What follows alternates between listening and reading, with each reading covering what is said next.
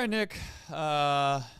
It's been a while. It's been a long while. Feels like when you do a show every single day and you've not done a show in what basically is a week, it feels like a month. But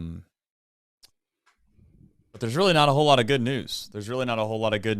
Not really totally sure. Been really busy the last few days. Today had a baseball-filled day. Just got back from Little League, covering Little League baseball for Chatterbox, and I must say that there's some crazy game going on. Crazy game going on right now, and it's sad that really I've had more entertainment watching Little League baseball than I have the Reds last, basically what has been a couple days. Nick, glad to see you're here. Glad to see that you're smiling. Hope you're doing all right. Yeah, I'm doing well. Can't complain about life. Not a fun weekend of baseball, but yeah, What are you going to do? Yeah. Well, when things get like this, there's certainly a desire to overreact, and maybe it's not so much overreaction as it is just the truth at some point. But this team, and I've said it before, I'm sure we'll get into it here in just a little bit about kind of our overall thoughts on it.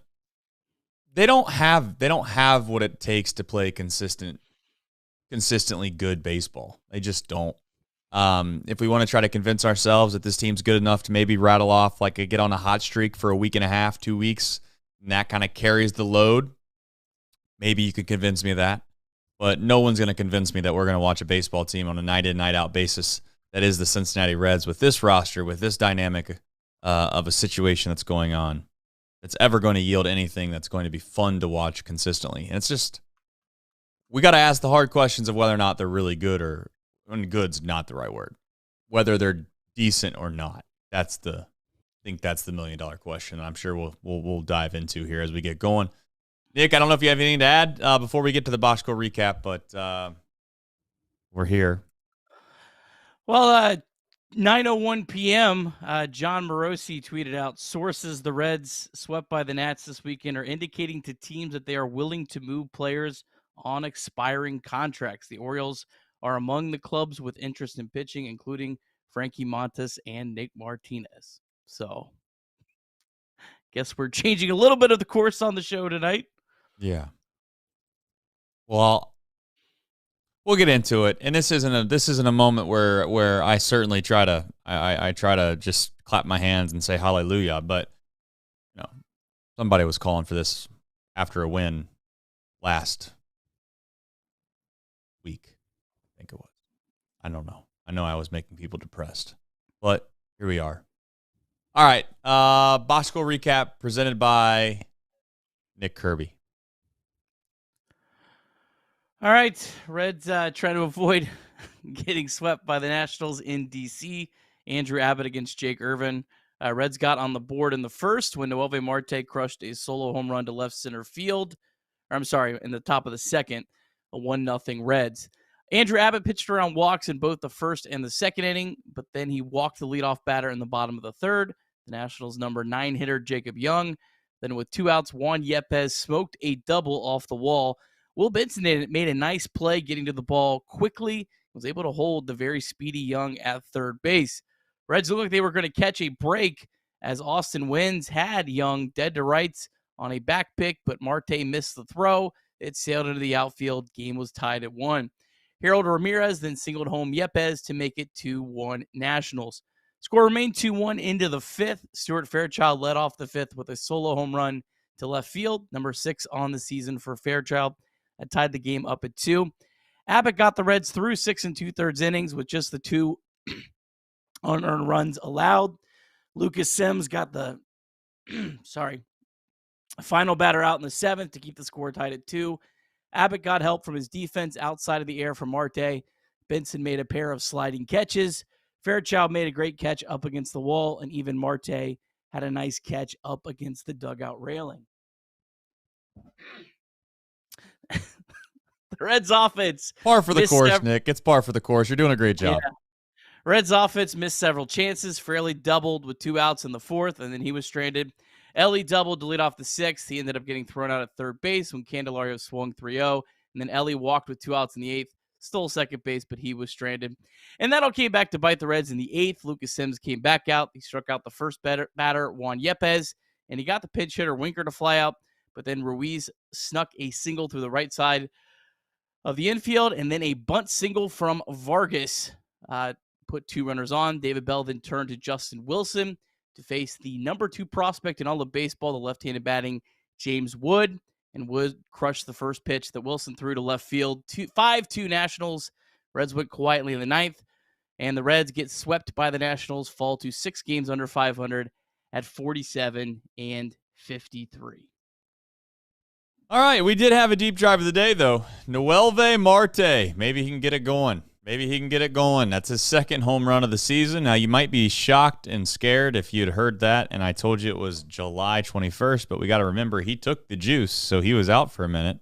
103 off the bat, 413 feet. That would give the Reds a 1-0 lead, and I don't know if you believe it or not, but they were actually supposed to win at that point, 57%. And as we all know, it would turn out to be 0%. The deep drive of the day is sponsored by DSC, and they are a leader in renewable commodities for biofuel production, specializing in used cooking oil collection, aggregation, and sales. Visit www.deepsouthcommodities.com for more information. Full transparency, like I said before, I have to get this out there. I've not watched almost a single pitch of live baseball this entire weekend. And some might say I'm fortunate for that, but it really puts me in a tough spot here because it's hard for me to really get into the nuts and bolts of maybe what I see and, why I'm frustrated or whether I think that there's, light at the end of the tunnel, which I haven't felt that way in quite some time with this ball club. And we can use the excuses. I think that it's not totally fair to use the excuses at all times when you have series like this. I mean, it's the Nationals. You get swept. You go back after you sweep the Yankees, and I know that's a great accomplishment, and that's fair and all, but you get swept by the Tigers. And after the Yankee series, we're 5-8 against, the Tigers, the Marlins, the Rockies, and the Nationals. And I think this is a good reminder that, doing the whole schedule circling thing, it's not the world's worst thing, but it also doesn't guarantee you anything. I think what matters most in baseball is when you catch teams and how well teams are playing at the time in which you arrive. There were certain parts of the season where quite literally the Savannah Bananas, I thought, could have beaten the Cincinnati Reds. And then there are times where the Reds, take a series from the Dodgers and then they sweep the Yankees. Like, I get it's baseball, those things can happen, but at the end of the day, Nick, it all comes down to what do you have an expectation of your manager. And David Bell, it feels like he's going to get a little bit of a mulligan based off the fact that all of the injuries happen, unless this goes completely south. I don't know what your thoughts are on it, but it's a very weird situation that David Bell finds himself in. Yeah, I don't know. I'm just so over it. I'm ready for them just to fire him and so we can move on. It's just so exhausting at this point that this is a conversation that has to be every single day. I didn't like David Bell's comments in the postgame. I felt like it would have been nice to see him take a little bit more responsibility. I know he's not going to throw players under the bus, and that's fine, but you could have said something like, we weren't ready. We weren't ready this weekend, or it's my job to make sure our team's better prepared, and we didn't do a good enough job. And it would have been nice to see something like that. I don't know. I tell you what, though, if the Reds did move on from David Bell, man, the next manager is set up so well. I mean, David Bell runs a team that every single year outside of the 2020 season was predicted by every single predictor to be below 500. You're going to come in with a team that has a bright future, has all these nice prospects, is building a good team. You're going to come right in. You win right away. Man, you look great. I tell you what, that would be a great gig to have. It could be. I also think are the expectations relatively fair? A lot of these guys haven't proven shit, if we're being honest. I mean, CES hasn't proven anything. Matt McClain's proven over the course of 5 months he's a great baseball player, but every other year he's been hurt. Ellie De La Cruz certainly looks like a superstar, without question. Marte just got busted for drugs and was out half the year. When he came back, he looked like, quite literally should have been in Chattanooga sitting right next to Bubba Thompson. By the way, Bubba Thompson, He started a decent amount of games for this team this year. We move into the outfield. You have TJ Friedel, who's also hurt a pretty significant amount of time. You look in the corner outfield spots, and you have literally zero answers. You have zero answers. You have no answers out of Will Benson. You have no answers out of Jake Fraley. Spencer Steer, I guess we can sit here and all say that has been a little bit of a bright spot. But I got to be honest, if Spencer Steer is the bright spot, if we're surrounding our marketing materials around Spencer Steer, I got news for you. You got to look around the league a little bit and realize that that's probably not going to get it done when you go up against, I don't know, maybe the Dodgers and the Phillies. This is the reality. And now, I would also admit, all of those things I just said, probably some of them should pan out. Some of them should pan out, But I guess I'm openly admitting that it's not a guarantee, for God's sakes. And on top of that, the question ultimately is going to come down to, it seems as if this organization has decided to heavily pursue the pitching staff to being the anchor to what is their hope is a good baseball team. They obviously take Burns, and they take Louder, and you have Hunter Green, and you have Nick Lodolo, and that all looks very great. I agree with that, Nick. It just comes down to whether or not they're going to get production on everyday guys, and that's what this team lacks. They don't have everyday players right now. They have platoon players that, yes, that is great, but as soon as one of those platoon players gets hurt, it's another thing that we don't always talk about, is that if you have a platoon situation out in right field, you're relying on two guys to perform relatively well instead of just one guy. And you're relying on two guys to stay healthy instead of just one guy. Now, I'm not against platooning. I'm just pointing out something that I think that goes relatively unsaid at times. But that's where we're at. And I don't think anybody that watches this team on a daily basis would probably disagree with this with this assessment in regards to the state of the organization, if you want to call it that. I'm not sounding the fire alarm. David Bell, I don't know how much of a difference another manager or this manager makes. I kind of lean on the side that it doesn't make a huge difference from an X's and O's standpoint. But I definitely think there's some culture things that sometimes I just scratch my head at. There's some accountability things that I would like to have happen.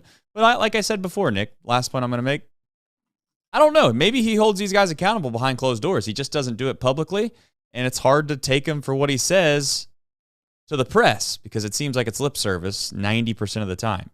So I think that's kind of the MO here on David Bell, or that's the end of talk of David Bell. Is there anything else to add to it? Because I think we both are on the same page. He's not getting fired, in my opinion. I don't know. I mean, it just really is going to depend on.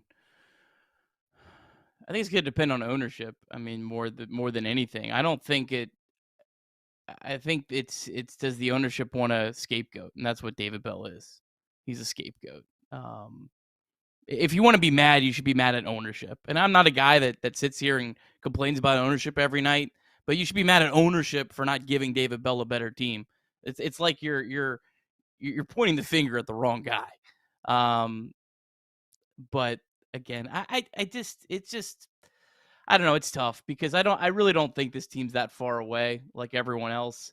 I mean, this is a team that has a plus 31 run differential, and I know people laugh at that, and that's great, but you don't accidentally do that. It's not like they, I don't know. I don't think this team's that far off. I think if this team was healthier, they'd be in a better spot. They're 4 games out of a playoff spot with half their freaking roster injured this year. So again, we can panic and, it always goes back to the last 20 something years more so than this year. Yeah, I mean, that's the problem. It's not this year. It's the past. I agree. I 100% agree. It's a very toxic thing that we find ourselves a part of. But the reality is that the reason it's toxic is because the leadership that has been here during this really entire stretch of baseball that we're frustrated about is the same. And like it or not, that's the truth. We keep saying they're 4 games of a wild card spot, and that's, I get it. That's the truth. That's a factual statement. They're also 47-53. They're in last place. They're in last place of the NL Central. You look around the league as a whole, and you just got to thank your lucky stars that the National League is trash. I mean, that's what it is. The National League is relatively trash when it comes to the last wild card spot. And I don't think that's something that I like to hang my hat on. Like I think getting back to 500 somewhere in there, having a winning season, that's something to build upon. I don't want to be at the end of the year being like, well, we finished 3 games out of a playoff spot and look at all these things that happened to us. I don't think that this is going to be the case every year. It kind of stinks that we've lost the golden opportunity this year. It does. That we certainly should be right in the thick of playoff contention. And I guess we still are, but it doesn't feel that way when you watch this team play on a night in, night out basis. At least that's how I feel about it. I don't know if there's really, I don't really have from an overarching standpoint of where we're at, I don't have much to add outside of that, quite frankly. And the other thing, I guess, today was Justin Wilson being used over Sam Moll. Yeah. I certainly don't agree with that decision, but I wish someone would have asked specifically about it, or at least reported on it if they did ask, because I looked for a question on that and there was no question on that. That would be my first question. Why did you go with Justin Wilson over Sam Moll? I mean, but it might be Sam Moll was unavailable, and okay, Right. well then that's that, and you move on. I feel like no one actually. I feel like maybe people are too scared to ask David Bell that question, and maybe they did, just didn't get reported. Right. But I feel like if someone asked that question, it would actually make David Bell look better if there's an answer for it, because that to me, it looks really bad if Sam Moll's available. I was going to say it makes him look better if he says that Sam Moll's not available. If he comes out and says, well, Sam Moll's fine, I just decided to go with Wilson, then you have some more questions you have to answer.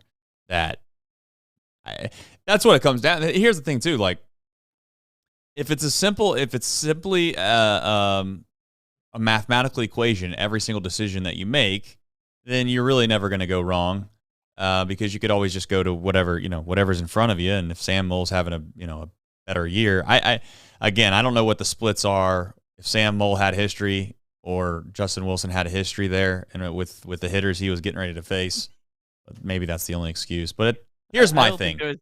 Here's my thing. There was any history because it was the guy that got caught up last week. Very good, fair enough. So that's what I'm saying. But my point is this: I gotta be honest.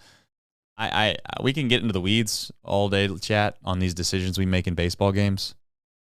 It feels like we're fighting about stuff that just doesn't matter, and that sucks, doesn't it? I mean, I don't mean to sit here and act like nothing matters, because they still have a lot more baseball games, and as I said before, you can get lucky in this game. Like that's a real thing. This team could get lucky and get hot for 2 weeks, and that's the difference. And one thing I was listening to Dante Bichette speak the other day, and I thought this was very interesting, was that he said basically every single Major League Baseball player's career is they're going to get hot over a certain period of time. The question is how long do they get hot for? And then the rest of the season, outside of their little hot streak, is just going to be survive in advance to try to make sure that you don't just deplenish all of the stuff that you did while you were hot. And that's going to be your season. And he's not wrong. Like, you think about maybe some of these guys as years every single year. Will Benson and Jonathan India come to mind immediately when that statement's made. And I guess my thing is instead of using that on an individual player basis, you look at it from a team perspective. And when you're the Reds, or a team like the Reds, you're going to rely on something that's, not expected in order to make the playoffs. Simple as that. Fire sale. I'm all for it, man. I am. I'm all for it. And it's not that I think that you should just take whatever someone gives you back in return and accept it and not care, Nick. But I 100% do not want to be sitting in a place in 2025 or 2026 and think to myself, what we could have had what, or we could have had who, because we would have given up XYZ. I outside of maybe 3 or 4 guys that I can think of that are not pitchers, I don't really care what happens where they go or what happens to them. And all due respect for their baseball career, I'm not trying to be like a bad person by saying that. But yeah, I mean, a lot of it just it comes down to what are you getting in return. maybe the starting pitching market is so thin that it makes it absolutely an easy decision that you trade Martinez and Montas. And I think a lot of teams would view Martinez as a starting pitcher, especially if, there's just not a whole lot of options out there. Right. The problem is, though, I'm not sure how much Martinez and Montas are bringing back in return. No. I mean, these guys both have pretty substantial contracts. So if their Reds are just moving them to save money, I don't really support that. Well, you can support that. You could support that if there's a way in which they could utilize that to get something that we can't. That's the thing about the money stuff with free agency and also making trades. Like if they were trade these guys away for cash considerations, right? There would be people up in arms. But I'm just openly saying that if they use some of that money to extend somebody, or they use some of that money to, I guess, for lack of a better term, next year, acquire a guy at the deadline during a pennant race that they can kind of take on their contract because it's a bad contract, but some other teams looking to give rid of. It's just really hard to quantify the cash. I mean, it could just go into Mr. Bob's pocket. I get it. But it could be used later for something better. Trying to be nice. Yeah.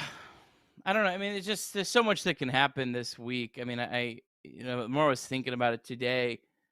The trade deadline's next Tuesday. But I mean, you just don't wake up Monday morning, be like, okay, yep, now we're sellers. Right. Let's start making, you have to start those conversations this week. So I mean, the Reds indicating the teams that they're selling could mean absolutely nothing. The Reds go sweep the Braves. All of a sudden they, change their tone, right?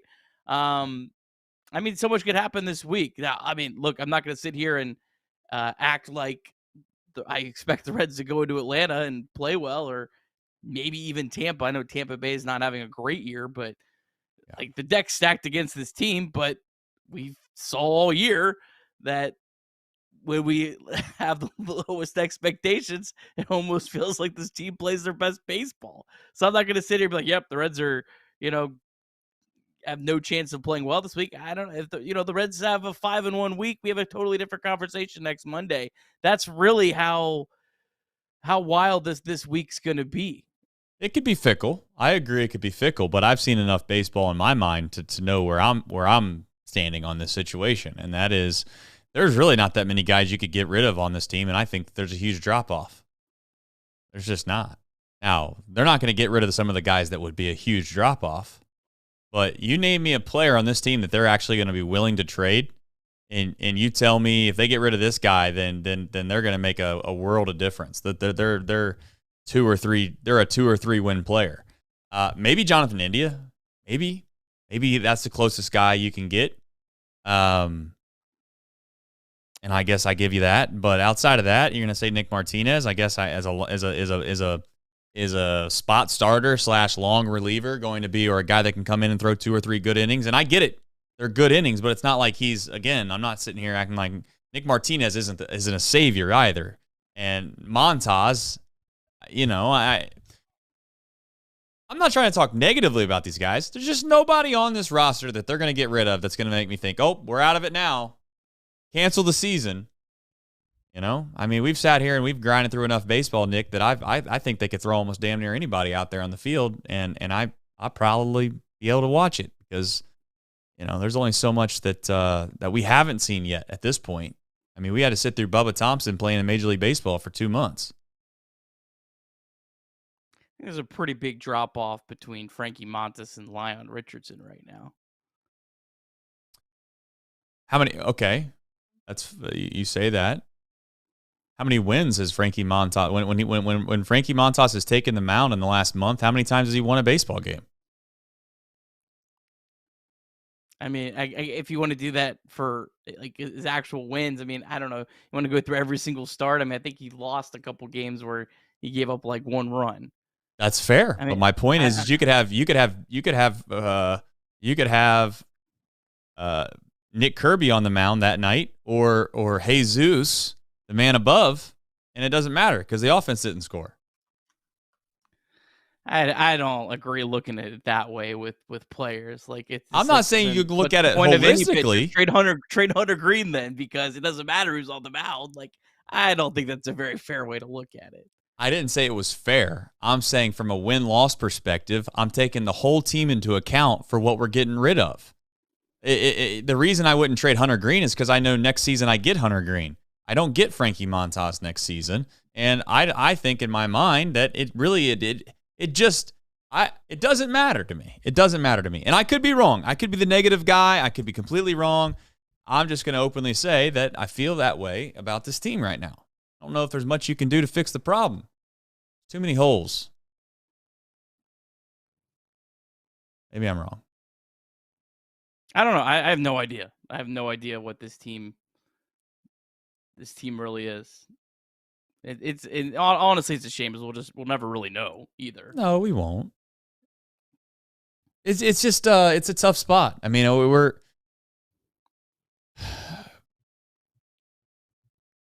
let's just I don't want to say face the facts, but I mean, we're at a spot right now where we probably have 1 week worth of baseball left, where if they don't play relatively well, then it's curtains. And from there, we start talking about what it looks like towards the back half of the season, and we start looking at, what exactly we might get out of some guys that we don't know about yet. And maybe we almost, in a weird way, you ready for what I'm about to say? We swap seasons. We thought this season was going to be last season, and we thought last season was going to be this season, and that's where we're at. That's kind of how this whole thing feels. Yeah. No? Again, if the Reds drop like a couple games and the Reds are like more than 5 back, then yeah, I have no problem. Just move everyone you can. But if this team's still sitting like 4 games back and you're talking about moving Frankie Montas for a team's 70th best prospect, which is like legitimately what you might get in return because the team's taking on his salary, I'm just not going to sit here and be like, yeah, I support that. I'd rather give this team a chance and maybe they luck into it. Maybe they get hot for a month in September and go on a run because they do have the pitching.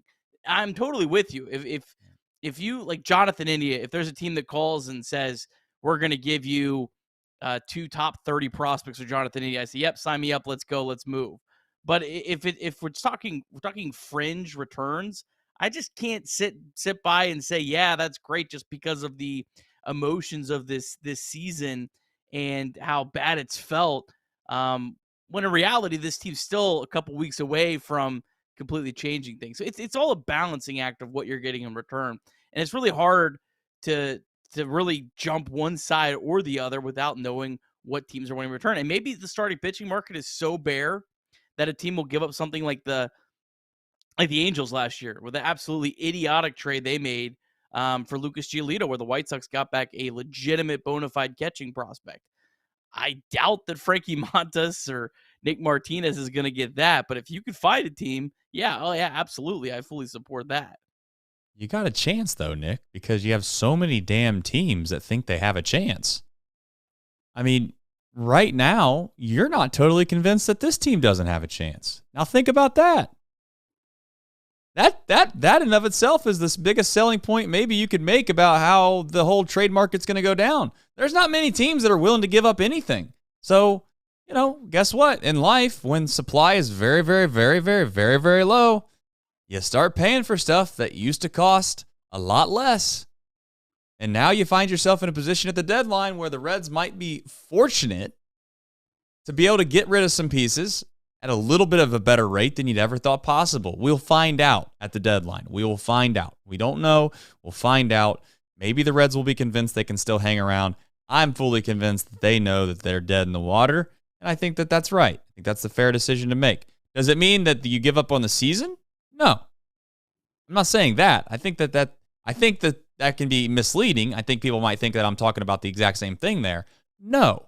I'm not saying that it doesn't matter at all from a team perspective. I'm saying if you're the person making the decisions in the front office, you have to make a hard decision at the deadline and say, do I really think that I'm going to find myself in a spot where I want to see this out? And the answer has to be no. Because if the answer is not no now, then you should never be a seller. In my opinion, you should never be a seller.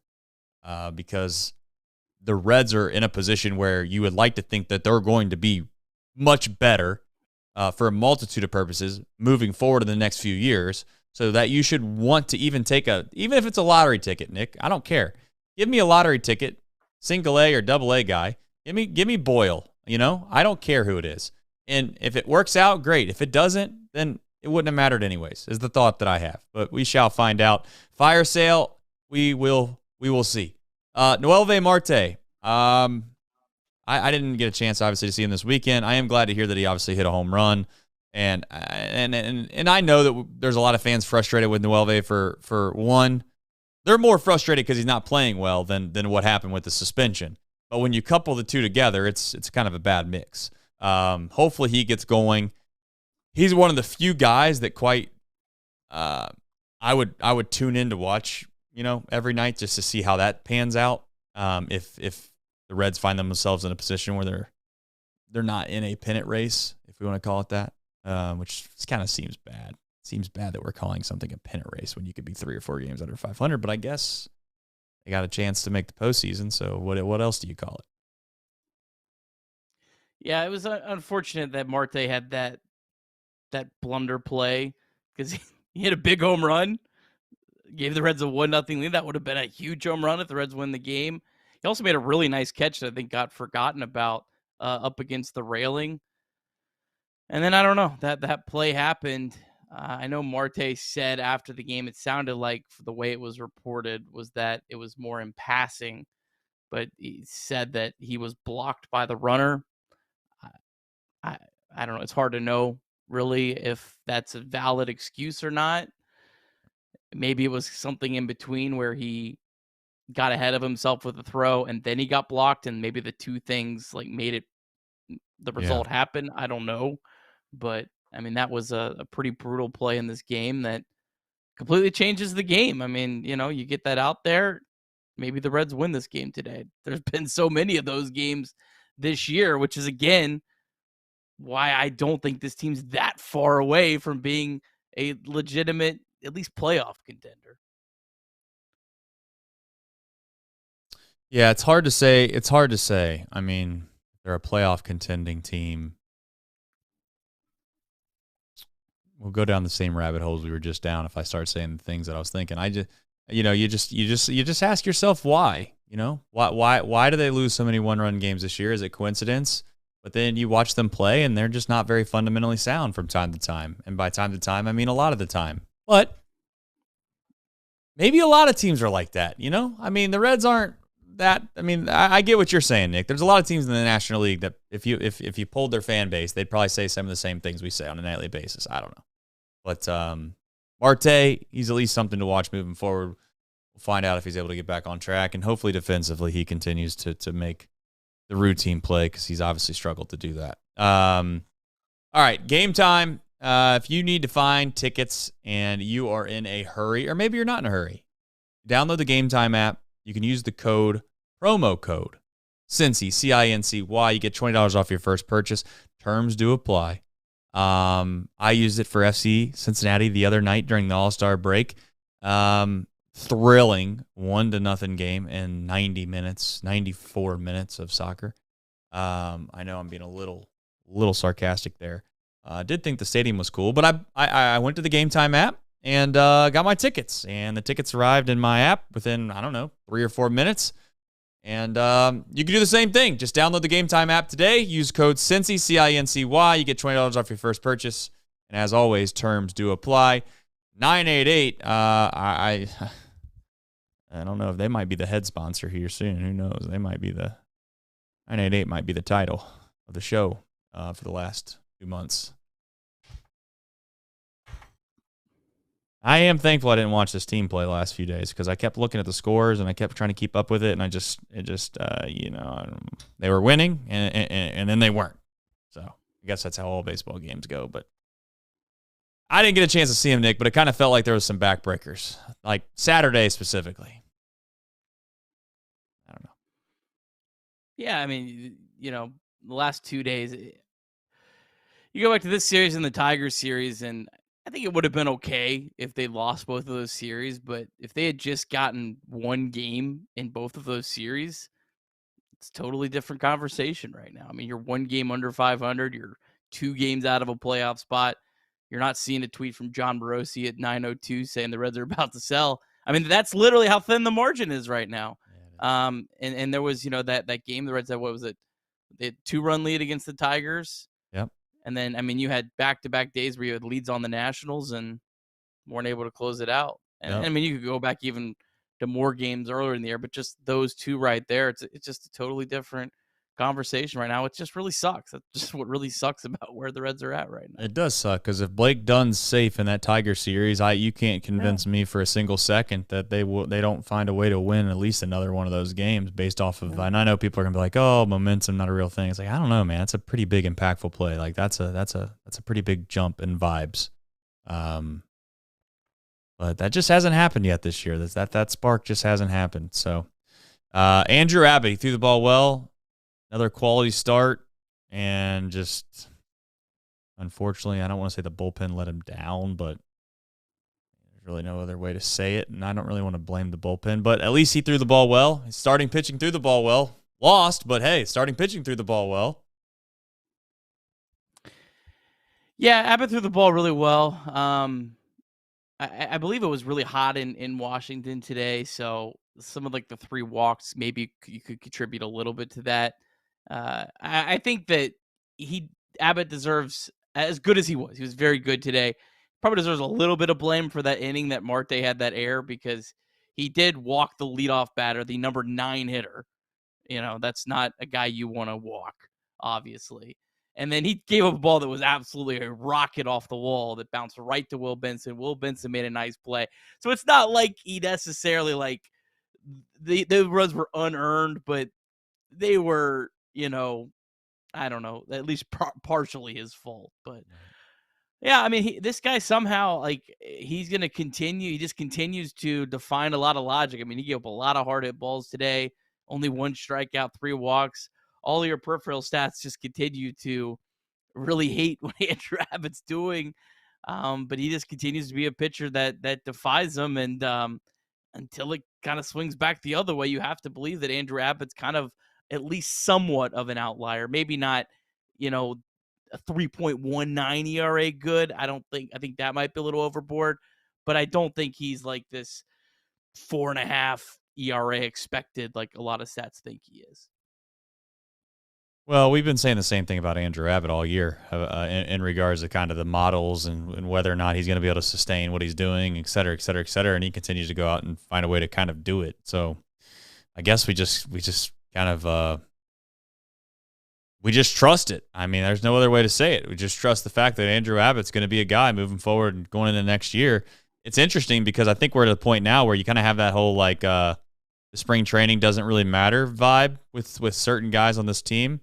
Andrew Abbott's getting himself into that position, right? Like he goes into spring training next year. I'm not saying he could be the world's worst pitcher, but things would have to go really, really bad for Andrew Abbott not to have a spot, right? Like that's what he's kind of earned himself at this point in his career. So, and that's pretty good considering he's only 2 years in. And this starting pitching though, and I guess the question ultimately will be can they do it again? There's a chance the starting pitching rotation becomes very, very good. And I don't know what the hitting situation is going to be. Maybe they go out and sign some free agents. And I think it's easier to get some bats, yes. But I just say a prayer for the front office because I mean, they're. Let me clarify something about the draft really fast. I put out a tweet. Sometimes I put out tweets, and I don't know. I just don't think them all the way through about how people will actually like interpret them. So I put out the tweet that basically said that if they don't take Condon or Bazana, that essentially they're taking the risk. They're putting their head on the chopping block. What I meant by that is that those are the easy way outs, right? Those are the easy way outs. If you take Bazana or you take Condon, it doesn't matter. It doesn't matter if they pan out or not. It does not matter if they pan out or not. you are not going to be criticized. You will not be criticized for making that pick. The player will be criticized because they didn't perform the way they were supposed to, but you won't be criticized. I fully believe that. But I give the Reds front office some credit. If they believed in what they seen so heavily that they, in my opinion, took a very big risk by taking Burns. And it's not because I don't think Burns can be a great pitcher. It has nothing to do with that. It has everything to do with the fact that if it doesn't go well, then I think at that point, Nick, you've put yourself in a position to lose your job. And it's the one thing that I hate about corporate America, and that's why change doesn't happen all that often in corporate America, is because people work so long to get to a spot to where they're making good money and they're in an executive position, but they don't want to make the big change. They don't want to take the leap of faith to do something a little bit better possibly, because they know if it doesn't go right, they'll get fired. If they just do the same old, they'll just maybe get a slap on the wrist because it's not working anymore. We got to change direction, but they're not going to get fired for it. All in all, that's what I meant by it. If people think that I thought the front office should get fired because they took Burns, they're idiots. Or I shouldn't say they're idiots. They took it the wrong way. They got 2 years, Nick. We'll see what happens. But Andrew Abbott, certainly, I guess, what I was trying to get at, seems like a guy that's a part of that. And he's not really going to be a question mark going into next year. At least I hope not. I mean, the Reds pitching is in a really, really good spot. And yeah, I mean, obviously Rhett Lauder is going to probably be here at least by early next year, you would think. And if you had Burns at some point next year, I mean, that's really good starting pitching. And I mean, you see how much Frankie Montas costs. He's been a league average pitcher. He costs $16 million, and that's the going rate for that type of pitcher on a short deal. So if you're able to, draft and develop these guys that are making the league minimum, the Reds can get bats, I think, a lot easier. I do think there's definitely, obviously, a much better market. Like free agents want to come to Cincinnati for a 1-year prove-it deal because they're going to leave. It's almost like the Reds are kind of like the Coors Field that doesn't get as bad of a rap. Like if you go and you have a big season at Great American Ballpark, like people know it's Great American Ballpark, but it's not like Coors Field where if you have a good year at Coors Field, they just completely diminish it. Whatever, it's Coors Field. At least Great American Ballpark, you can have a good year, and yeah, the GABP number is probably inflated a little bit, but it doesn't feel as like slimy of a season that you put together for at least free agents going forward. So I think you see a clear plan there. I don't know enough about the draft to have a definitive opinion. I just know that the guys that do follow it a lot closer, most of them all like the move for Burns. I didn't hear a whole lot of dissenters from people that really follow it closely. And that's what you have to lean on. But, the Reds drafted Nick Senzel. Everyone loved it. Greatest pick ever. See, you also never know how these things turn out. I completely agree. You just don't know. But I think everything I said is factually 100% accurate. It's impossible to argue because you've seen the vitriol that happened when they decided not to take Condon. And the reality is that 95% of the people in the replies on X and social and wherever else, they have no clue. They have no clue. They've never seen any of these guys play. It's just the hype that they came with. And sadly, that can get you fired. If Condon's supposed to be the number one pick or one of the best picks, and you pass on him, and he goes out and he turns out to be in the major leagues next, at the midway break of next season, and he's doing relatively well, and neither Rhett Lauder or Burns is anywhere near the big league club, you're going to find yourself in a pretty bad spot because the Reds were very fortunate. Let's be honest, very fortunate to get the pick they got. And they can't miss, and they got the best pitcher in the draft. So there's that. So it's hard to say they missed when they took the best pitcher in the draft by all accounts.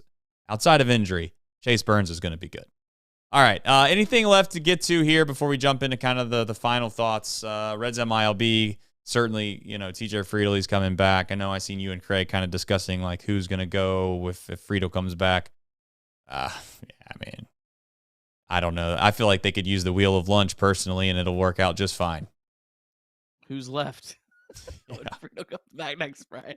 Yeah, I mean, just throw a bunch of names in the hat, and honestly, they can just draw straws. I don't really care. I think it's about even through 3 or 4 guys. But go ahead, Nick. I don't have any final thoughts. You ready for Reds MILB? I'm ready. I can't wait to hear about Sheng and Lin. Sheng and Lin was off today, so you'll have to wait till tomorrow for that. Sorry to ruin your Sunday night. Day. Yeah, tough day. All right, this just went final as our show started. AAA, Louisville lost 5-2 to Columbus. Bats fall to 49-45 on the season. TJ Friedl made his first game back, first rehab assignment game. He did walk in 4 plate appearances. He's expected to join the Reds on Friday in Tampa Bay if all goes well. Jacob Hurtubise actually replaced him in the 8th inning, and Hurtubise hadn't played in the first 2 games since the All-Star break, so good to see Hurtubise back out. I believe he's dealing with some sort of minor injury. Blake Dunn, 1 for 4, did steal a bag, his 12th of the season. Levon Soto was on base 3 times for the Bats, and Edwin Rios elected free agency today. AA, Chattanooga, they won 4-1 over Birmingham. Really good start from Chase Petty. Really good to see. Kind of been an up and down season for him, but 5 innings, 2 hits, just 1 run, struck out 5. Andrew Moore also threw a perfect inning in relief, so good to see that. And Ruben Ibarra, he hit his 8th home run of the season. Austin Hendrick 0 for 3 with a walk. Dayton, they beat West Michigan 4-2. The Dragons improved to 48-42 on the season. The Dragons have a 1.5 game lead for a second-half playoff spot. Hector Rodriguez, he's been scuffling a little bit of late. Good to see him. 3 hits today. Jay Allen was on base 3 times, 2 for 4, a double and a walk. Tough day for Cam Collier, 0 for 4 with 4 strikeouts. Carlos Jorge, 1 for 5 with a double. And then Daytona, they won 2-0 over Palm Beach. Tortugas, they stay hot. They've won 7 of 9, now above 500 at 44-43. The Tortugas have a 2.5 game lead for a second-half playoff spot. Ricardo Cabrera, 1 for 4 with a double. Sammy Staffer was 0 for 4. Yerlin Confidant, 1 for 4 with a double. That is your Reds MILB. So, Trace, I don't know if you have any thoughts on TJ Friedl coming back. Obviously, just I just hope he can come back and just stay healthy, and you can feel a little bit better about him going into next year. I mean, that's pretty much my only thought. Every time someone gets hurt, Nick, we say this all the time. Every time someone gets hurt, you don't know what you're going to get when they come back. It's as simple as that. TJ Friedl has been out, obviously, a couple different times this season. And he, at least when he's come back, the positive news is he does still look the same. He very much doesn't feel like anything's missing from his game that he had before he left. Same opportunity that I see is watching TJ Friedl, see if anything's kind of changed. I don't know, if at some point you'd like to think that if you continue to get hurt, your game's going to change in some capacity, but maybe not. And TJ's a guy that I don't want to make it sound too defeating with TJ. I'm not going to believe in TJ until believe's not the right word. Rely on TJ. I'm just not going to rely on TJ moving forward. So I'm very hopeful that he stays healthy, but I'm not banking on it. And I know that sounds crappy, but we'll see.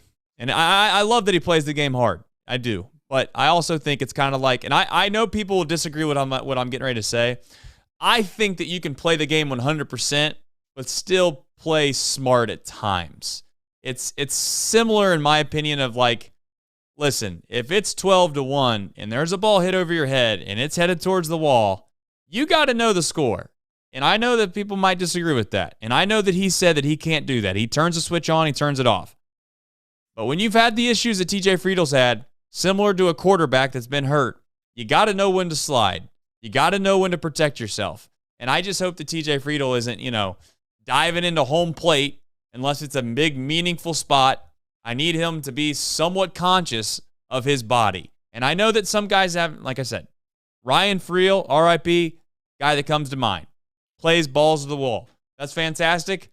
I can't have TJ Friedl diving into the warning tracks and stuff like that at spring training next year. I'll literally lose my mind.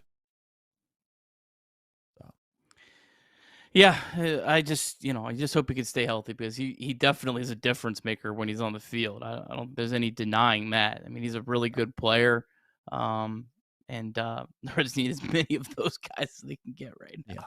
Yeah, they lack TJ Friedels for sure. All right, we have who, what, when, where, and why, and let's do that. And we got a super right before we end the show. All right, Reds will start a 3-game series against the Braves.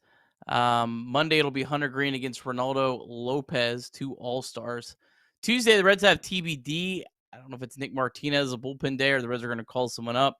Going up against Chris Sale, another All-Star. And then Wednesday will be Frankie Montas. Looks like it's going to be Dylan Dodd. He's currently in the Braves bullpen. He was just called up. He's got a 4.99 ERA. At AAA, the Braves, the bad news, they've been dominant at home, 30-19 at home. They're actually below 500 on the road. They are, though, also dealing with a lot of injuries. They just placed Max Fried on the IL prior to the game. Then they actually lost Ozzie Albies on Sunday. He's going to be out, I think, 6 to 8 weeks is what I saw. The Braves, since they lost Acuna for the year back on May 26th, are just 24-24. So they've been a little bit, I guess, more average since. But yeah, this start tomorrow will be a 7:20 start time.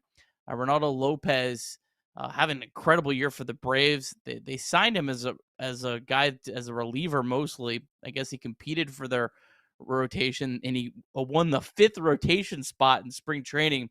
And what did he do? He turned that into a 7-3 record and a 1.88 ERA and an All-Star appearance. He struck out the only batter that he faced in the All-Star game. This was a guy that last year, I think actually the Reds tried to claim. You might remember that waiver frenzy at the end of August, but the Guardians took him as a reliever. He threw 3 shutout innings against the Reds last year. That was all in relief. Only start he made was back in 2021 against the Reds. And then Hunter Green coming off less than stellar All-Star game, but I don't know, Reds need a big start from Hunter Green. Atlanta was where he made his big league debut. You might remember back a couple seasons ago. All right, thanks, Nick. We'll see. They play, and if they play well, then maybe we'll get our attention turned right back to postseason baseball. Otherwise, we'll probably be having fun in the chat every single night. I just want to say very much appreciative to people that tune in and watch our show. And we're very well aware of the disappointment that is what we've all hoped for. I mean, we're not naive. We're fans just like all of you. Certainly, we do a show after each and every single game. Yes, that's true. But we'd like to have it be fun, and it's hard to do fun shows when the expectation is what we thought it was going to be, and the result is what it's been. And we'll find out moving forward if we can find a way to kind of buck that trend that we've had as of late. So as always, I just want to say thank you for supporting us. I know the other thing, obviously news today that came out, if you watch Off the Bench, there was the reason as to why we kind of had the changes that we've had around there is because Tom Brenneman was trying to get an opportunity again in the broadcast booth, and thankful that he was able to do that today. Got announced to he's going to call ACC football and basketball games for the CW. So congrats to Tom. Thank all of you again from myself, Nick Kirby, and everybody at Chatterbox, and specifically, obviously, us, the Chatterbox Reds. I want to say thank you to Bryce, Clay, Craig, Shay, everybody else that's obviously been a part of what we do here and help fill in for when I have to go and do other things that kind of help pay bills around here. I know that people probably wonder how in the world does Chatterbox Supports survive. It's because of weekends like this past one, quite frankly. So all hands on deck. Just want to say thank you to everybody that works at Chatterbox, and also you, Nick, for kind of going with the flow, I guess what we'll call it, going with the flow. But thank you to all of you. Go download the podcast, give it a rating, give it a review. As always, even though they were disappointed, that day will come. I know it doesn't feel like that right now, but that day will come. That day will come, and we'll do it together because we've been through the tough times, and we're going to enjoy the good ones. Go Reds. We'll see you tomorrow, everybody.